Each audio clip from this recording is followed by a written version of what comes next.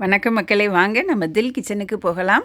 மாம்பழத்தில் அருமையான டெசர்ட் குயிக்காக ஈஸியாக ஃபிர்னி எப்படி செய்கிறதுன்னு பார்க்கலாம். இதுக்கு பால், மாம்பழம், சுகர் இருந்தால் போதும். கொஞ்சம் நட்ஸ் இருந்தால் போதும். சுவையான மாம்பழ ஃபிர்னி சட்டுன்னு செஞ்சிடலாம். வாங்க இது எப்படி செய்கிறதுன்னு பார்க்கலாம். இதுக்கு நாம் 1 கப் அளவு பாஸ்மதி ரைஸ் எடுத்துருக்குறோம். இன்றைக்கி நான் 200 கிராம் டம்ளரில் 1 டம்ளர் எடுத்துருக்கிறேன். அதை ஒரு 4-5 தடவை நல்லா வாஷ் பண்ணிவிட்டு தண்ணி ஊற்றி ஒரு அரை மணி நேரம் அந்த தண்ணியில் ஊற வச்சிடலாம். அது ஊறுற நேரத்தில் நாம் ஒரு மீடியம் சைஸில் 3 மாம்பழம் எடுத்துக்கலாம். இதை நம்ம தோல் சீவிட்டு சின்ன சின்ன பீசஸாக கட் பண்ணிக்கலாம். இந்த மாம்பழம் நல்லா கனிஞ்ச மாம்பழமாக கொஞ்சம் இனிப்பானதாக இருந்தால் நல்லாயிருக்கும். இப்போ இந்த 3 மாம்பழத்தையும் நாம் சின்ன சின்ன பீசஸாக கட் பண்ணியாச்சு. இந்த மாம்பழ பீசஸை நாம் ஒரு ஜாரில், மிக்ஸி ஜாரில் சேர்த்து இதை நல்லா கூழாக அரைச்சிட்டு வந்துடலாம். இந்த அரிசி ஊறுற நேரத்தில் நாம் இந்த மாம்பழக்கூழை ரெடி பண்ணிடலாம். இப்போ நல்லா அரைச்சிட்டு வந்தாச்சு. இந்த மாம்பழக்கூழை ஒரு பாத்திரத்தில் எடுத்து வச்சுக்கலாம்.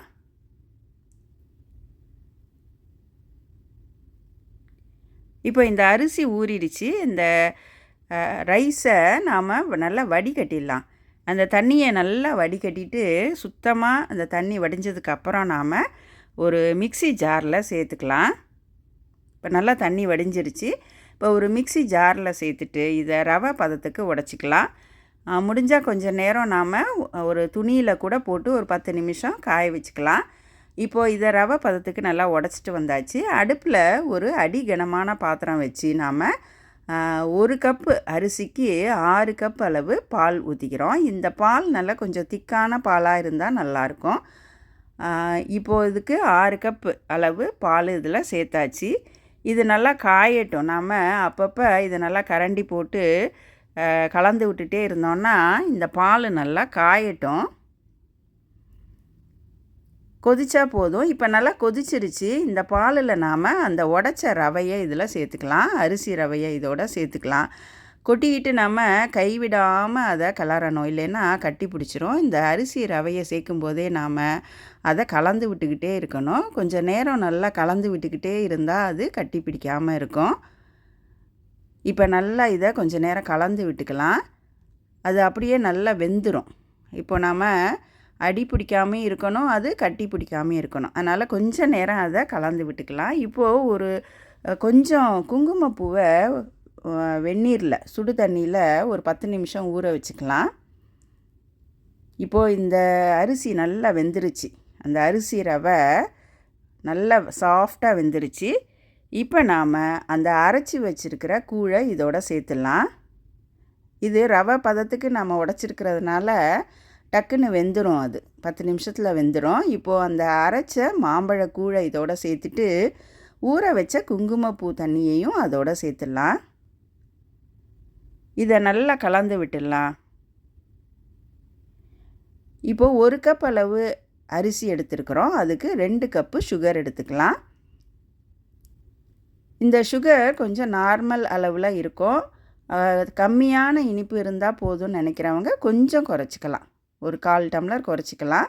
இந்த 2 கப் அளவு எங்களுக்கு சரியாக இருந்தது. இப்போ இதை நல்லா கலந்து விட்டுக்கலாம். இந்த சுகரை சேர்த்து விட்டுட்டு இதை நல்லா கொஞ்சம் ஒரு 5 நிமிஷத்துக்கு இதை நல்லா கிளறி விட்டுடலாம்.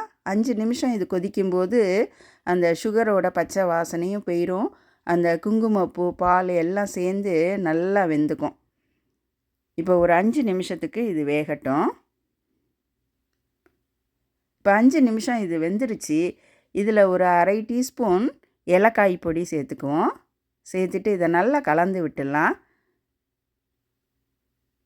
இது நல்லா சேர்ற அளவுக்கு இதை அப்படியே நல்லா ஒரு 2 நிமிஷத்துக்கு கலந்து விட்டுக்கலாம். அவ்வளோதான். இப்போ ஒரு 2 நிமிஷத்துக்கு அதை நம்ம நல்லா கிளறியாச்சு. இது நல்லா சேர்ந்தாப்பில் ஒத்தாப்பில் வந்துருச்சு. அவ்வளோதாங்க, இதோ கெட்டியாயிருச்சு. அவ்வளோதான், நமக்கு மேங்கோ பீர்னி ரெடி ஆயிருச்சு. இதை நாம் இப்போது ஸ்டவ்வை ஆஃப் பண்ணிவிட்டு ஒரு சர்விங் பவுலுக்கு மாற்றிடலாம். அதுக்கு மேலே நல்லா ஃபைனாக கட் பண்ண பாதாம், முந்திரி, பிஸ்தா நம்ம விருப்பப்பட்ட அளவு அது மேலே தூவிக்கலாம். அவ்வளோதாங்க, மாம்பழ ஃபிர்னி சூப்பராக ரெடி ஆகிடுச்சு. இதை நாம் ஃப்ரிட்ஜில் ஒரு 2லேருந்து 4 மணி நேரம் வச்சு சில்லுன்னு பரிமாறலாம். சூடாக சாப்பிட்றதுக்கும் அருமையாக இருக்கும். இது நமக்கு 10 நிமிஷத்தில் சட்டுன்னு செய்யக்கூடிய அருமையான ஒரு டெசர்ட் ஸ்வீட்டுன்னு சொல்லலாம். குழந்தைகளும் விரும்பி சாப்பிட்ற இந்த மாம்பழ ஃபிர்னி நீங்களும் செஞ்சு பாருங்கள். செஞ்சு பார்த்துட்டு உங்கள் கமெண்ட்ஸை கீழே கமெண்ட் செக்ஷனில் கொடுங்க. இது வரைக்கும் சப்ஸ்கிரைப் பண்ணலைன்னா சப்ஸ்கிரைப் பண்ணிவிட்டு அந்த பெல் ஐக்கானையும் ப்ரெஸ் பண்ணிடுங்க. நன்றி, வணக்கம்.